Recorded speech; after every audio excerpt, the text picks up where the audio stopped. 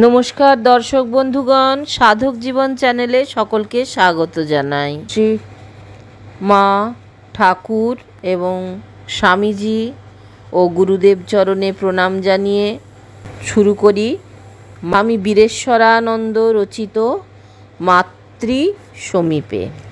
1916 খ্রিস্টাব্দে গ্রীষ্মের মাঝামাঝি আমি প্রথম বেলুড় মঠে আসি। 2 মাস মঠে থাকার পর শ্রী শ্রী মাকে দর্শন করতে জয়রামবাটি যাই। যতদূর মনে পড়ে সেটা ছিল জুন মাস। এক ভদ্রলোক জয়রামবাটি যাচ্ছিলেন। স্বামী প্রেমানন্দ আমাকে তার সঙ্গে পরিচয় করিয়ে দিলেন। শ্রী শ্রী মাকে একখানা চিঠিও লিখে দিলেন তিনি। আমরা জয়রামবাটির পথে বেরিয়ে পড়লাম। হাওড়া ময়দান থেকে মার্টিন রেলে চেপে আমরা চাঁপাডাঙ্গায় পৌঁছলাম। হাওড়া থেকে চাঁপাডাঙ্গার দূরত্ব কতটা তা আমার জানা ছিল না, তবে এটা মনে আছে হাওড়া থেকে বিকেল 3টে বা 3:30 ট্রেনে চেপেছিলাম আর চাঁপাডাঙ্গায় পৌঁছেছিলাম রাত 8:30 নাগাদ। মার্টিন ট্রেন চলত ধীর গতিতে, ঠিক যেমন ট্রাম চলে তেমনি, এমনকি ট্রামের চেয়েও ধীরে ধীরে। ওই ট্রেনে আরও 2জন যুবক যাচ্ছিল, তারাও আমাদের সঙ্গে চাঁপাডাঙ্গায় নেমে পড়ল। সে রাতটা আমরা চাঁপাডাঙ্গা স্টেশনেই কাটালাম। স্টেশন মানে ছোট্ট একটা কামরা, তার অর্ধেকটায় আবার ছাদ নেই। পরদিন সকালে জয়রামবাটির পথে হাঁটতে শুরু করলাম। কিছু দূর যাবার পর ওই যে 2জন যুবক আমাদের সঙ্গে যাচ্ছিল, তাদের একজন অসুস্থ হয়ে পড়ল। দেখা গেল তার আমাশা, কাজেই তার বন্ধুটি তার জন্য একটা গরুর গাড়ির ব্যবস্থা করলো। কিন্তু আমাশা বেড়েই চলল। ওই যুবক দুটি বাধ্য হয়ে কলকাতায় ফিরে গেল। তাদের জন্য আমাদের বেশ অনেকটা সময় পথে দেরি হলো। যা হোক, আমরা আবার পথ চলতে শুরু করলাম। বড্ড গরম ছিল। আমার মনে পড়ে না দুপুরের খাওয়ার জন্য অথবা বিশ্রাম করার জন্য আমরা পথে কোথাও থেমেছিলাম কি না। যা হোক, আমরা যখন দ্বারকেশ্বর নদ পৌঁছলাম তখন সন্ধে হয়ে গেছে। সে রাতে আর কামারপুকুরে যাবার সময় ছিল না। সে রাতটা দ্বারকেশ্বরের পাড়ে ঘুমিয়ে কাটিয়ে দিলাম। অনেক গাড়োয়ানকেও বালুর চড়াতে শুয়ে থাকতে, তারা গাড়ি থেকে গরুগুলোকে খুলে দিয়ে ঘুমোচ্ছে। পরের দিন খুব ভোরে উঠে আমরা কামারপুকুরের দিকে রওনা হলাম। কামারপুকুরে পৌঁছাতে 10টা বেজে গেল। শিবুদার ঠাকুরের ভাইপোর সঙ্গে দেখা হলো। তিনি তখন বৈঠকখানায় বসে তামাক খাচ্ছিলেন। তিনি আমাদের পরিচয় নিয়ে যখন বুঝলেন যে আমরা জয়রামবাটি যাচ্ছি, তখন তিনি বাড়ির ভেতর চলে গেলেন আমাদের দুপুরের খাওয়ার ব্যবস্থা করতে। আমরা হালদার পুকুরে স্নান করে খেয়ে নিলাম এবং একটু বিশ্রামের পর জয়রামবাটি রওনা হলাম। আমরা যখন জয়রামবাটিতে পৌঁছলাম তখন বিকেল 4টে কি 4:30। এখন যেটাকে মায়ের নতুন বাড়ি বলা হয়, তখনও সেটা সম্পূর্ণ তৈরি হয়নি। তার সংলগ্ন বাইরের দিকটায় যে বৈঠকখানা, সেখানে পুরুষ ভক্তরা কেউ মায়ের কাছে এলে তাদের থাকতে দেওয়া হতো। আমাদেরও সেখানে থাকতে দেওয়া হলো। মা তখন থাকতেন তার পুরনো বাড়িতে। আমাদের সেখানে নিয়ে যাওয়া হলো। বাড়ির উঠোনে ঢুকে দেখি মা বারান্দায় বসে রাত্রের রান্নার জন্য তরকারি কাটছেন। আর কেউ তখন সেখানে ছিল না। পুরুষেরা আসছে বলে বোধহয় মেয়েরা সব সরে গিয়েছিল। আমরা মাকে প্রণাম করলাম। আমার সঙ্গে যে ভদ্রলোক ছিলেন তিনি মাকে স্বামী প্রেমানন্দের চিঠি কথা বললেন। মা একজন ব্রহ্মচারীকে ডেকে বললেন চিঠিটা পড়ে শোনাতে।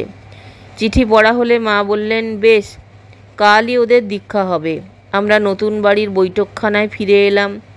পরদিন আমরা দীক্ষার জন্য প্রস্তুত হয়ে থাকলাম। মা সকালবেলা ঠাকুরের পূজা শেষ করে দীক্ষার জন্য আমাদের এক এক করে তার ঘরে ডেকে পাঠালেন। আমাদের দীক্ষা হয়ে গেল। মা সাধারণত ঠাকুরের পূজা শেষ করে দীক্ষা দিতেন, তবে এসব বিষয়ে তার কোনো ধরা বাঁধা নিয়ম ছিল না। যে কোনো সময় যে কোনো অবস্থাতেই দীক্ষা দিতেন। একবার বিষ্ণুপুর স্টেশনের এক কুলিকে রেল প্ল্যাটফর্মেই দীক্ষা দিয়েছিলেন। 3টে খড় মাটিতে পরপর সাজিয়ে তাতে তাকে বসতে বললেন, যেন ওই খড় 3টে আসন। তারপর তাকে দীক্ষা দিলেন। আর একবার একটি মহিলা তার সঙ্গে দেখা করতে এসেছিলেন। এই মহিলাকে ছোট্টবেলা থেকে চিনতেন, একসঙ্গে খেলাধুলাও করেছেন। দুপুরবেলা খাওয়ার পর একসঙ্গে মায়ের ঘরে পাশাপাশি শুয়ে বিশ্রাম করছিলেন। এই অবস্থাতেই মা তাকে দীক্ষা দিলেন। এ থেকে বোঝা যায় দীক্ষার ব্যাপারে মা কোনো বিশেষ নিয়ম মানতেন না। আর একটা জিনিস লক্ষ্য করবার ছিল, এই যে কেউ আধ্যাত্মিক উপদেশ প্রার্থী হয়ে এলে মা তাকে কখনো ফিরিয়ে দিতেন না। যে এসেছে সেই পেয়েছে। মা বলতেন, শ্রীরামকৃষ্ণ সেরা সেরা আধারগুলিকে বেছে নিয়েছেন, যত আজে বাজেগুলি আমার জন্য রেখে গেছেন, এজন্যেই আমার যত ভোগ। কথা বললেও কেউ দীক্ষা দিতে চাইলে মা তাকে হতাশ করতেন না। সব ছেলেরাই আন্দোলনের সঙ্গে যুক্ত, তারা মাঝে মাঝে মায়ের কাছে আসতো প্রণাম জানাতে বা দীক্ষা নিতে। পুলিশ তাদের পেছনে পেছনে ঘুরত আর তাদের গতিবিধির ওপর নজর রাখত। পুলিশের গোয়েন্দারা মায়ের বাড়ির ওপরেও নজর রাখত। মা কিন্তু সেসব গ্রাহ্য করতেন না। একবার দুজন যুবক এলেন, দুজনেই রাজদ্রোহী। মা তাদের স্নান করতে পাঠালেন। তারা স্নান করে এলে তাদের দীক্ষা দিলেন। তারপর মা খাইয়ে দাইয়ে তাড়াতাড়ি অন্যত্র চলে যেতে বললেন। এসব ছেলেদেরও দীক্ষা দিতে মা একটুকুও ভয় পেতেন না। মা তার জীবনের শেষ দিন পর্যন্ত দীক্ষা দিয়ে গেছেন। মা যখন উদ্বোধনে অত্যন্ত অসুস্থ, তখন একদিন এক পার্সি যুবক এসে উপস্থিত। তিনি মঠে অতিথি হয়ে কয়েকদিন ধরে বাস করছিলেন। এখন মায়ের কাছে এসেছেন তাকে দর্শন করতে এবং তার কাছ থেকে দীক্ষা নিতে। মায়ের তখন এত অসুখ যে দর্শন একেবারে বন্ধ। এই যুবকটি বসে রইলেন, তাকে দোতলায় যেতে দেওয়া হলো না। মা কিন্তু কিভাবে জেনে গেলেন যে ওই যুবকটি নিচে তার দর্শনের জন্য অপেক্ষা করছেন? তিনি তখন একজনকে বললেন তাকে ডেকে নিয়ে আসতে। মা তাকে দীক্ষা দিয়ে নিচে পাঠিয়ে দিলেন। স্বামী শারদানন্দ ওই ঘটনার কথা জানতে পেরে মন্তব্য করলেন, মায়ের যদি এক পার্সি শিষ্য করার ইচ্ছে হয়ে থাকে তাহলে আমার আর কি বলার আছে। এই পার্সি যুবকটি আর কেউ নয়, চিত্রজগতের বিখ্যাত অভিনেতা ও প্রযোজক বম্বের সোহরাব মোদি। শ্রীমায়ের মধ্যে আমরা আর একটা জিনিস লক্ষ্য করেছি, বাইরে থেকে তার চেহারা এমন কিছু বৈশিষ্ট্য দেখা যেত না যাতে বোঝা যায় যে তিনি শ্রী মা। তাকে দেখে মনে হতো তিনি একজন সাধারণ পল্লী রমণী। অন্যান্য মেয়েদের সঙ্গে যখন তিনি বসে থাকতেন তখন তিনি যে আমাদের মা তা বুঝতে পারা যেত না। গিরিশবাবু তাই বলতেন, এই যে মহিলা গ্রামের সাধারণ বউটির মতো আমাদের সামনে দাঁড়িয়ে আছেন, তিনি যে জগতের রাজরাজেশ্বরী তা কে বলবে? স্বামী শারদানন্দ একবার বলেছিলেন, শ্রীরামকৃষ্ণের ভেতরের ভাব বাইরে থেকে খানিকটা ধরা যেত, মায়ের কিন্তু কিছুই বোঝা যেত না। ভাব চেপে রাখার অসম্ভব ক্ষমতা ছিল তার।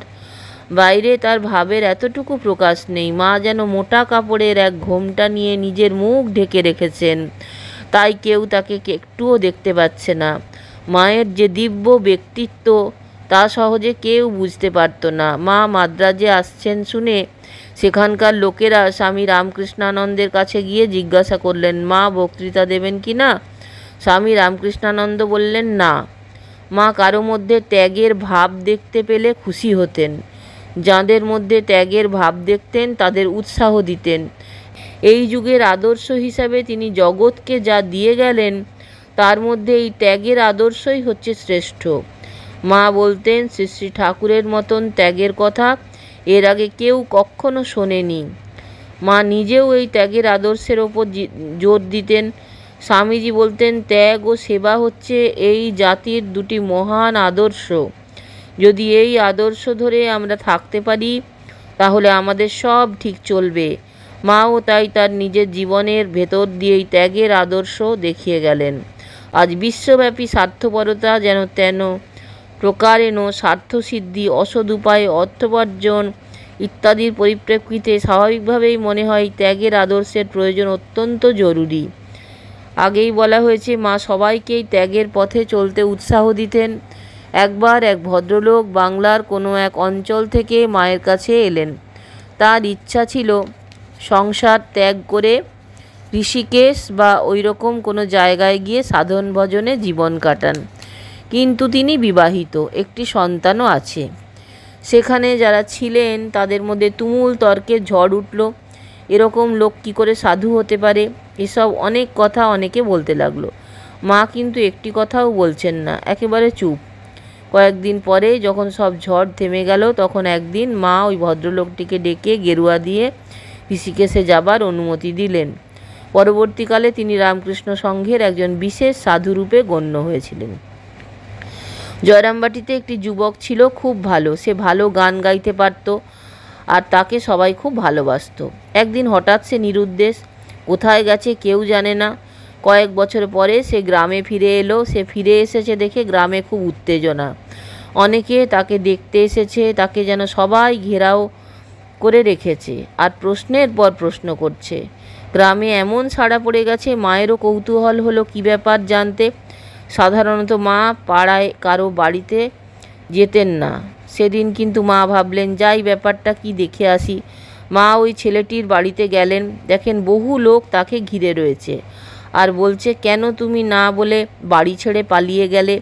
এত বছর কোথায় ছিলে? এভাবে আর পালিয়ে যেও না ইত্যাদি। মা কিন্তু কিছু বললেন না, চুপ করে সব শুনতে থাকলেন। কিছুক্ষণ পরে বললেন, বাবা তুমি সাধু হয়ে ভালোই করেছো। 3 বার এই কথাটি বললেন। তারপর দুপুরে তার কাছে প্রসাদ পেতে বললেন। মাঝে মাঝে কলকাতায় ভক্তরা এসে মাকে বলতেন যে ভালো পাত্র পাচ্ছেন না বলে তাদের মেয়েদের বিয়ে দিতে পারছেন না। এ সম্পর্কে মা বলতেন, কেন বাবা মা মেয়ের বিয়ে হচ্ছে না বলে এত দুঃখ আক্ষেপ করে? মেয়েকে নিবেদিতার স্কুলে সুধীরার কাছে পাঠায় না কেন? এই হচ্ছে মায়ের দৃষ্টিভঙ্গি। সবার প্রতি মায়ের কি দরদ, কি ভালোবাসা। যে একবার এই ভালোবাসার আস্বাদ পেয়েছে সে কখনো তা ভুলতে পারবে না। একটি মেয়ে মায়ের কাছে আসতো তার তরকারি বেচতে। দেখা গেল মায়ের শরীর যাবার পরেও সে মাঝে মাঝেই আসে, কিছুক্ষণ বসে থেকে চলে যায়। তাকে জিজ্ঞাসা করা হলো, এখন আর তুমি কী জন্য আসো? তখন সে উত্তর বলল, মায়ের এত ভালোবাসা পেয়েছি যে তাকে আর কিছুতেই ভুলতে পারছি না, তাই এখানে আসি, কিছুক্ষণ বসে চলে যাই।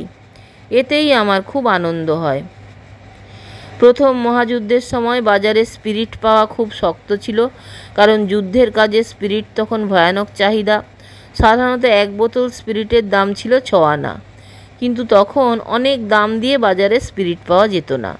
একজন ভক্ত কোনো রকমে জয়রামবাটির ডিসপেন্সারির জন্য কয়েক বোতল স্পিরিট জোগাড় করেছিল।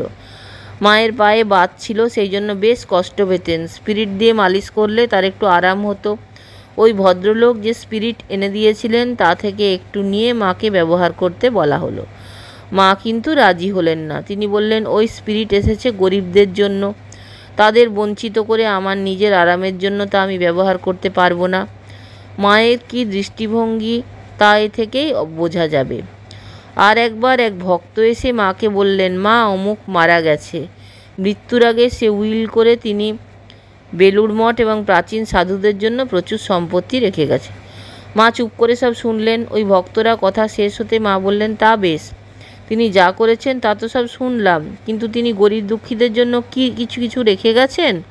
ভক্তটি আর কি বলবেন, চুপ করে থাকলেন, কারণ সত্যি সত্যি ওই ব্যক্তি গরিবদের জন্য কিছু রেখে যাননি। গরিব দুঃখীদের জন্য তার প্রাণ কীরকম কাঁদত তা এ থেকে বোঝা যায়। স্বামীজিও বলতেন, গরিব দুঃখী বা যারা সমাজে পিছিয়ে আছে তাদের অবহেলা করার ফলেই বিদেশি শক্তি এদেশে রাজত্ব করতে পারছে। আমাদের দেশের সাধারণ মানুষকে আমরা উপেক্ষা করে এসেছি, তাই আজ 1000 বছর ধরে আমরা বিদেশি শক্তির পদানত হয়ে আছি। তাই মাও আমাদের এই শিক্ষা দিয়ে গেছেন যে গরিব দুঃখীদের তোলা যেন আমাদের প্রথম কর্তব্য হয়। স্বামীজি আমাদের সাবধান করে দিয়ে গেছেন এই আদর্শ থেকে যেন আমরা কখনোই বিচ্যুত না হই। যা আমাদের মাথায় এখন এসেছে এমন 2-4টে বিক্ষিপ্ত কথা বলবো। একদিন মায়ের মা শ্যামাসুন্দরী দেবী মাকে জিজ্ঞাসা করলেন, আচ্ছা বলো তো, এক পায়ের ওপর আর এক পা দিয়ে বসেন ওই দেবীর নাম কি? মা বললেন, জগদ্ধাত্রী। শ্যামাসুন্দরী দেবী বললেন, আমার ওর পুজো করতে ইচ্ছা করছে। পরপর 2 বছর জগদ্ধাত্রী পুজো হলো। পরের বছর আবার যখন মায়ের মা পুজো করার কথা বললেন, তখন মা আপত্তি করে বললেন, এসব হাঙ্গাম পোয়াতে আমার আর ভালো লাগে না। শেষ পর্যন্ত মা অবশ্য রাজি হলেন, পুজো হলো। প্রথমবার পুজোর আগে কদিন ধরে খুব বৃষ্টি হয়। মা স্বামী শান্তানন্দকে পরে বলেছিলেন, বৃষ্টির জন্য পুজোর প্রয়োজনীয় সব জিনিসপত্র শুকনো হলো না, কিন্তু মজা এই দেখা গেল চারদিক বৃষ্টি হচ্ছে কিন্তু আমাদের উঠোনে রোদ। এ এক অলৌকিক ব্যাপার, কিন্তু এটা সত্য ঘটনা। আর একবারের ঘটনা, সে ঘটনার আমি প্রত্যক্ষদর্শী। মহাসমাধির পরদিন মায়ের শরীর মঠে আনা হলো। এখন যেখানে তার মন্দির সেখানেই তার স্থূল শরীর দাহ করা হলো। তখনও কোনো ঘাট হয়নি, তবে ওখানে গঙ্গার পাড়টা নদীর দিকে ঢালু ছিল। যথাসময় চিতা সাজিয়ে আগুন দেওয়া হলো। চিতা জ্বলছে, ঠিক ওই সময় দেখা গেল গঙ্গার অপর তীরে প্রচণ্ড বৃষ্টি হচ্ছে। এমন বৃষ্টি যে ওপারে ঘরবাড়ি গাছপালা কিছুই দেখা যাচ্ছিল না। বৃষ্টি গঙ্গার মাঝামাঝি পর্যন্ত এলো, কিন্তু ওই পর্যন্ত। ওপারে যখন বেলুড় মঠে খটখটে রোদ। চিতা যথারীতি জ্বলতে লাগলো। কিছুক্ষণ পর মায়ের দেহ সম্পূর্ণ দাহ হয়ে গেল। এবার চিতার আগুন নেভাতে হবে। সেখানে একজন ছিলেন, তিনি তান্ত্রিক। তিনি চেয়েছিলেন তান্ত্রিক বিধিতে আগুন নেভানো হোক। সেই জন্য যেসব জিনিসের দরকার ছিল তা তখন ওখানে ছিল না।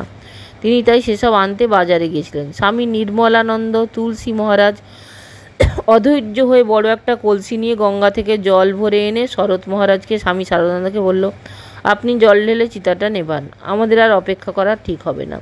শরৎ মহারাজ চিতায় জল ঢাললেন। অনেকেই এর মধ্যে গঙ্গা থেকে জল নিয়ে এসে চিতায় ঢালবার জন্য, কিন্তু কারোরই আর ঢালা হলো না। শরৎ মহারাজের ওই চিতায় জল ঢালা শেষ হলো সঙ্গে সঙ্গে ওপারের বৃষ্টি এপারেও এসে গেল। সে এমন জোর বৃষ্টি যে তাতেই তৎক্ষণাৎ চিতার আগুন সম্পূর্ণ নিভে গেল। ফলে শরৎ মহারাজের পরে আর কারো জল ঢালা হলো না। আমরা সবাই বৃষ্টিতে একেবারে ভিজে গেলাম। এরকম ঘটনাও ঘটে। শুনতে অস্বাভাবিক ও অলৌকিক মনে হলেও বাস্তবে ঘটনা।